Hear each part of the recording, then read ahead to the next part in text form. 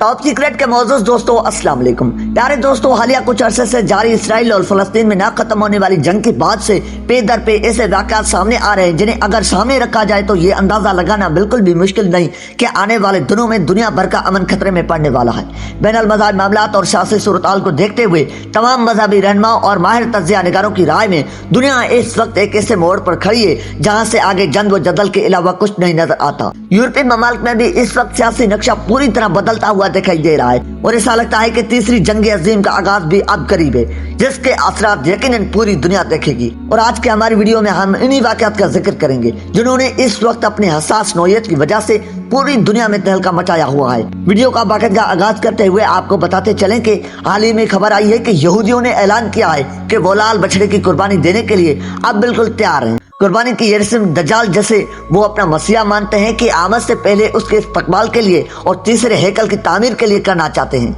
बैनुल अक़वामी media के मुताबिक Israel की यहूदी जो इस वक्त हुकूमत पर काबिज हैं दज्जाल की आमद की तकरीब में अमरीकी सदर को भी इनवाइट कर रहे हैं। यहूदी अप्रैल के महीने में यानी एक आधे हफ्ते में एक लाल बच्चा की कुर्बानी करके तीसरे हैकल की तामीर का सिलसिला शुरू करने जा रहे हैं, जिसके बाद वो बाकायदा दज्जाल की आमद की तैयारियां करेंगे। ये वो लाल बच्चे हैं जिन्हें लाल गायों के उस ग्रुप का हिस्सा थे जिन्हें इस खास कुर्बानी के लिए 2022 में अमेरिका के इलाके टेक्सास से इंपोर्ट करके इसराइल लाया गया और यहाँ कायम करदा सेंट्रल टेम्पल इंस्टीट्यूट को उनकी निगरानी सौंपी गई थी। दोस्तों, यहाँ पर अगर दज्जाल की आमद के हवाले से बात की जाए तो इस मामले पर यहूदियों के साथ साथ मुसलमान और ईसाई भी अपना एक मौक़िफ़ रखते हैं। यहूदी इस वक्त अपने अकीदे को पूरी दुनिया में फैला चुके हैं, जहाँ उन्होंने ये ऐलान किया है कि दज्जाल दरअसल उनके मसीहा या हजरत ईसा अलैहिस्सलाम ही होंगे जो उनके लिए निजात दहिंदा साबित होंगे। उनकी आमद के बाद यहूदी अपना अरूज देखेंगे और पूरी दुनिया पर हुक्मरानी करेंगे। दूसरी तरफ ईसाइयों के अकीदे की बात की जाए तो ये समझते हैं कि क्योंकि वो यहूदी थे जिन्होंने हजरत ईसा अलैहिस्सलाम की जमीन तंग कर दी थी, उसे बचाने के लिए अल्लाह ताला ने उन्हें आसमान पर उठा लिया था। चनाचा अब जबकि उनका दोबारा ज़हूर होगा तो वो यहूदियों के नहीं बल्कि ईसाइयों के मसीह बनकर आएंगे और उनकी आमद के बाद पूरी दुनिया पर ईसाइयत का राज होगा, जिसके बाद ये दुनिया खत्म हो जाएगी। जबकि यहूदियों का जो मसीह जाहिर होगा वो हजरत ईसा अलैहिस्सलाम नहीं बल्कि दज्जाल होगा जो झूठा और दगाबाज होगा और उनके सामने हजरत ईसा अलैहिस्सलाम का बहरूप लेकर आएगा, जिससे ये धोखा खा जाएंगे। ईसाई दज्जाल को एंटीक्राइस्ट के नाम से भी बुलाएंगे और इसी तरह बहसीत मुसलमान हम जानते हैं कि अल्लाह ताला ने वाक़ियतन हजरत ईसा अलैहिस्सलाम को जिंदा हालात में आसमान पर उठा लिया था और क़यामत के नजदीक उनका दोबारा ज़हूर भी होगा। लेकिन इस बार वो नबी आखिर ज़मान हजरत मोहम्मद मुस्तफ़ा सल्लल्लाहु अलैहि वसल्लम के उम्मती बनकर आएंगे और दज्जाल का सामना करेंगे। हजरत ईसा अलैहिस्सलाम के हाथों दज्जाल के खात्मे के बाद दुनिया का हर शख्स आप सल्लल्लाहु अलैहि वसल्लम का नाम लेवा हो जाएगा और एक भी गैर मुस्लिम बाकी नहीं रहेगा। नाज़रीन, इन अकायद को सामने रखते हुए इसराइल और फलस्तीन में जारी जंग का जायजा लिया जाए तो ये सारी कड़ियां आपस में मिलती हुई दिखाई देती हैं।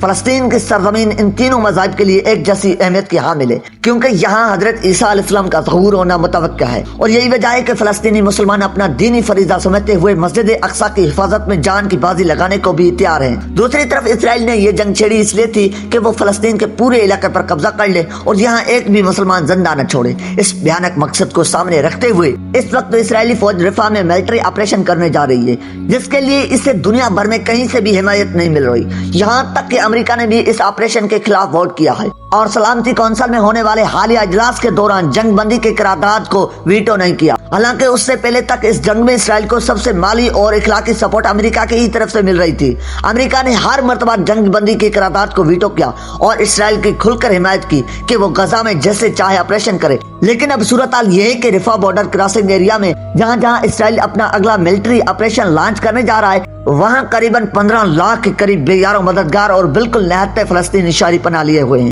और यही इसराइल चाहता है कि उन बचे हुए निहत्ते फलस्तीनियों पर जमीन इस कदर तंग कर दी जाए कि वो अपना मुल्क छोड़कर यहाँ से चले जाएं या नेस्त नाबूद हो जाएं ताकि मस्जिद अक्सा की जगह वो लोग तीसरे हैकल सलमानी की तामीर अमल में ला सकें। दज्जाल की आमद से पहले पहले सारे यहूदी फलस्तीन में इकट्ठे होंगे ताकि अपने मसीहा का इस्तकबाल कर सकें। नाज़रीन, ये सारी कड़ियां एक दूसरे से मिलती हैं कि इधर जंग अपने आखिरी हदूद को छू रही है, इधर लाल बच्चियां की कुर्बानी के लिए तैयारी मुकम्मल कर ली गई है और कहा जा रहा है कि इसलिए कुर्बान गाह भी तैयार कर दी गई है। रफा मिलिट्री ऑपरेशन भी इस प्रोसेस का हिस्सा है। बावजूद इसके कि इसराइल को इस मामले पर कड़ी तनकीद का सामना है, यहाँ तक कि अमेरिका के सदर जो बाइडन जो वैसे तो खुद को ईसाई कहलवाते हैं लेकिन उनके बारे में कहा जाता है कि वो दरअसल अकीदे के लिहाज से कट्टर यहूदी है और अब तक फलस्तीनियों पर मसलत की गई इस नाहक जंग में इसराइल को अंधाधुंध सपोर्ट करने की वजह भी यही थी کہ صدر جو بائیڈن دراصل خود بھی یہودی ہے، لیکن رفا ملٹری آپریشن واضح خون ریزی اور نسل کشی کے علاوہ کچھ بھی نہیں ہے۔ اس آپریشن کو انسانیت کے بنیادوں پر کسی بھی طرح سے سپورٹ نہیں کیا جا سکتا،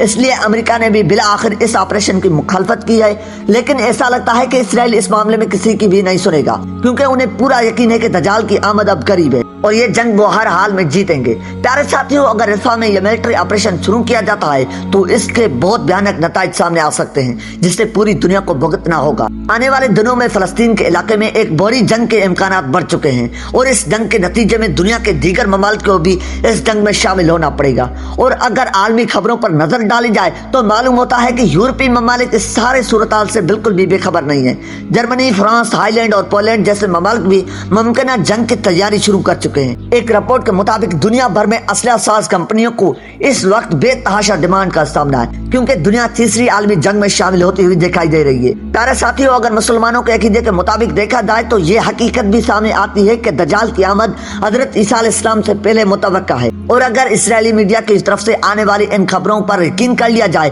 تو دجال کی آمد کا وقت زیادہ دور نہیں ہے۔ یہی وجہ ہے کہ یہودی زور و شور سے اپنے مسیح کی آمد کی تیاریاں کر رہے ہیں، جس کے لیے انہیں لال بچیاں کی قربانی اور تیسرے ہیکل سلمانی کی تعمیر کا آغاز کر رہا ہے۔ بچڑوں کو ذبح کرنے کے لیے قربان گاہ تعمیر کر لی گئی ہے، اور آنے والے 1-2 ہفتوں میں کسی بھی دن یہ قربانی عمل میں لائی جائے گی، جس کے بعد دجال کے استقبال کے لیے باقاعدہ تقریبات منعقد کی جائیں گی۔ رپورٹس میں یہ بھی بتایا گیا ہے کہ یہودیوں نے ان تقریبات کے لیے امریکی صدر جو بائیڈن کو دعوت نامہ بھی بھیج دیا ہے۔ اب اگر یہودیوں کے اس قسم کے اقدامات پر غور کیا جائے، اگر واقعی میں دجال کی آمد اتنی قریب ہے تو یہ دنیا بھر کے اسلامی ممالک اور باقی اقوام کے لیے بھی لمحہ فرقیہ ہے، کیونکہ دجال کی آمد کے ساتھ ہی اس کے حق میں یہودی کھڑے ہوں گے، اور مخالفت میں مسلمانوں اور عیسائیوں کے علاوہ بھی کئی اقوام ہوں گے۔ کمزور ایمان والے مسلمان اور عیسائی دجال کے دھوکے میں آ جائیں گے، اور یوں ایک افراتفری کا دور شروع ہو جائے گا۔ مستقبل کا علم تو صرف رب کائنات کے پاس ہے کہ آگے کیا ہوگا، لیکن اللہ سے دعا ہے کہ چاہے جو بھی ہو، بحیثیت مسلمان وہ ہمیں اپنے ایمان کے مضبوطی پر قائم رہنے کی توفیق دے،